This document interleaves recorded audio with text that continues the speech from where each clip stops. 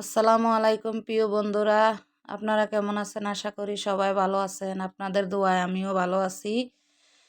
আজকে আমি দেখেন নাস্তা বানানোর জন্য সব কিছু আগে থেকে আমি এক 3টা ডিম দিয়ে সুন্দর করে ময়দাটা ম্যারিনেট করে রেখে দিছি।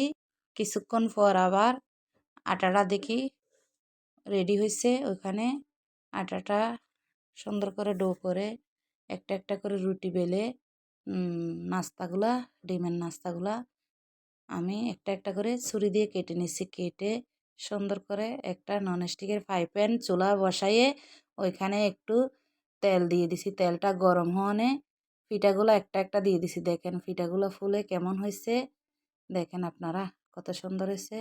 আর আপনারা কে কীভাবে বানান ডিমের নাস্তা? আমি এভাবে বানাই।